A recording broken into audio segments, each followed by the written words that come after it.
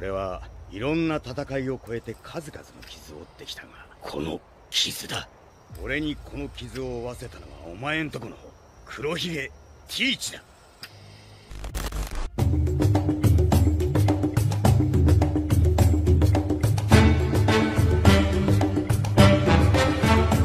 Shanks membawa salah satu misteri terbesar One Piece. Misteri ini adalah tentang tanda bekas luka besar di wajah Shanks. Bagaimana Blackbeard mampu melakukan hal semacam itu? Bagaimana Shanks meskipun dia sangat kuat tapi membiarkan hal itu terjadi pada wajahnya? Apa dampak bekas luka Shanks terhadap alur cerita One Piece? Tetaplah bersamaku, kita akan bicarakan ini sekarang.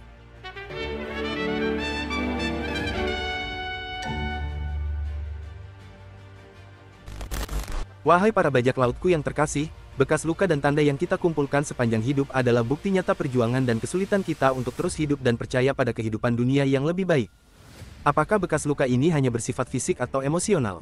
Ada beberapa karakter dalam One Piece yang memiliki tanda bekas luka penting yang tidak hanya berfungsi sebagai desain yang keren dan bergaya untuk karakter tersebut, tetapi juga berfungsi terutama sebagai cara untuk menunjukkan emosi, perbuatan, dan kepribadian karakter tersebut. Dan Shanks sudah pasti merupakan karakter yang paling mewakili hal ini dalam cerita One Piece. Untuk memahaminya dengan baik, kita harus kembali ke awal cerita One Piece.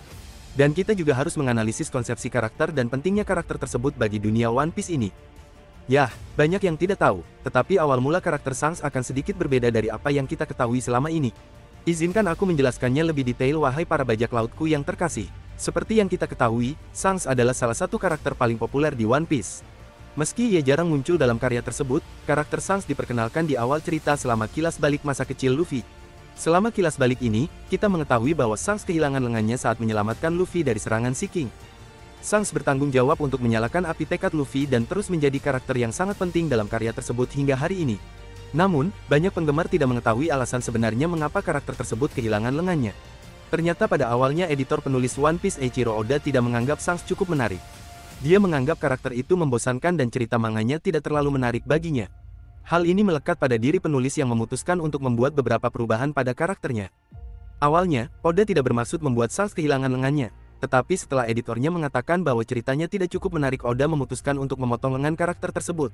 Menurut editor Oda, One Piece memiliki awal yang baik, tetapi masih membutuhkan sesuatu yang berdampak. Oda tidak dapat memikirkan hal yang lebih baik daripada Shanks yang berkorban untuk menunjukkan bahwa ia mempercayai dan menaruh harapan pada sang tokoh utama. Seperti yang sering terjadi di dunia anime, lengan Shanks digunakan sebagai cara untuk memberi pengaruh pada penonton dan membuat penggemar bersemangat dengan karyanya itu. Kita dapat memahami bahwa meskipun Oda tidak mempunyai niat ini dari awal, ide menandai Shanks dengan menghilangkan salah satu lengannya sangatlah sempurna, bukan hanya untuk popularitas karakter tersebut tetapi juga untuk memberikan bobot narasi yang lebih besar. Perkenalan ini berubah dari adegan pembuka anime yang sederhana menjadi adegan di mana kita melihat dengan jelas bahwa Shanks untuk memenuhi tujuannya membimbing Luffy dengan sukarela mengorbankan lengannya sendiri meskipun itu pada awalnya bukanlah ide dari Oda. Adegan di mana Shanks kehilangan lengannya merupakan salah satu momen yang paling berkesan di One Piece, karena pada adegan tersebut Luffy menerima topi jerami dan berjanji akan menjadi bajak laut yang hebat. Namun setelah mengetahui potensi Shanks, sulit untuk mempercayai bahwa si rambut merah harus kehilangan lengannya seperti itu. Dan hal ini menjadi hal yang masih sering dipertanyakan oleh para penggemar One Piece hingga saat ini, terutama para penggemar yang tidak mengetahui bahwa Oda menambahkan adegan ini di menit-menit terakhir. Dengan level haki yang dimilikinya, Shanks bisa saja dengan mudah menakuti Sea King dan menyelamatkan Luffy tanpa harus kehilangan lengannya. Jadi seperti yang bisa Anda lihat, dengan tanda hilangnya salah satu lengannya mengubah karakter Shanks menjadi sosok yang tidak dikenal dalam karyanya pada saat itu. Dan sedikit tahayul, aura misteri mengenai Shanks akhirnya semakin meningkat setelah dia menerima tanda luka di wajahnya yang dibuat oleh Blackbeard.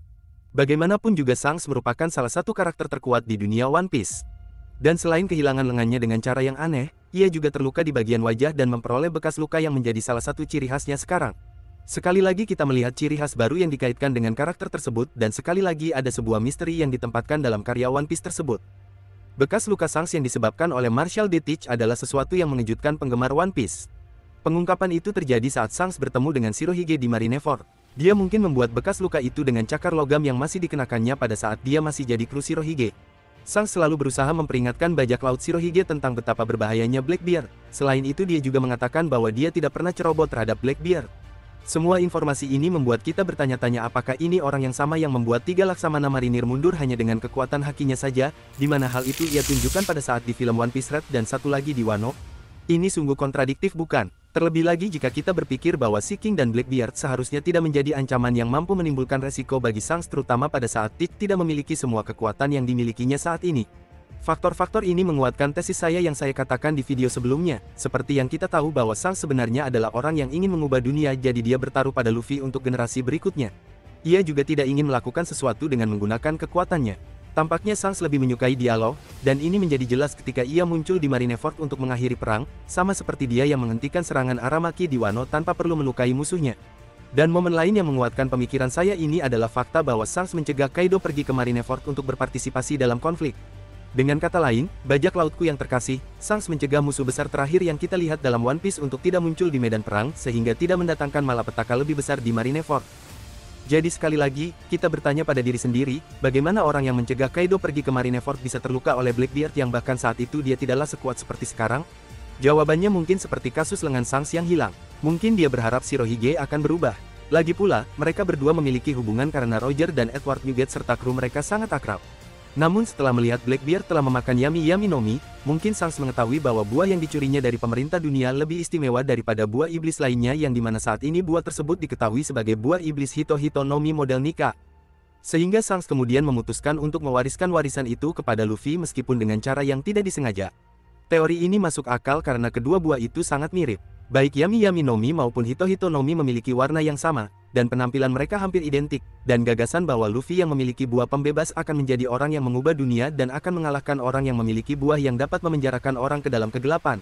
Saya menjadi berpikir bahwa sebenarnya Shanks bisa saja mengalahkan Blackbeard, tetapi mungkin dia lebih suka membiarkan takdir memainkan perannya. Seperti yang dikatakan sebelumnya bahwa Shanks selalu menghindari terjadinya pertarungan secara langsung. Jadi tanda yang dimiliki Shanks di wajahnya mungkin memiliki makna yang lebih besar daripada sekadar terluka oleh seseorang yang relatif lebih lemah darinya. Shanks lebih suka membiarkan hal-hal seperti itu terjadi sehingga pada akhirnya dunia dapat segera berubah dengan dimulainya kehilangan lengannya dan mendorong Luffy menjadi seperti sekarang ini. Bekas lukanya akan menjadi tanda lain yang akan mengungkapkan keinginan untuk membimbing orang yang akan membawa perubahan pada dunia, dan bagaimana semua ini akan Oda implementasikan membuatnya tampak seperti dia akan memiliki pengaruh besar pada masa depan. Itulah salah satu kemungkinan kebenaran di balik bekas luka Shanks. Saya ingin tahu pendapat Anda tentang semua yang kami komentari di sini hari ini. Tetapi tentu saja, jika Anda berhasil sampai sejauh ini, itu karena Anda menyukai kontennya. Jadi tidak ada salahnya untuk berlangganan saluran kami dan menjadi salah satu anggota armada kami yaitu Armada Bajak Laut Terkasih. Dan tentu saja, jangan lupa menekan tombol suka. Itu sangat membantu dalam penyebaran video dan channel ini. Jadi bantulah kami untuk menjadi armada bajak laut terbesar di YouTube. Oke, pelukan erat untuk semuanya dan sampai jumpa di video berikutnya.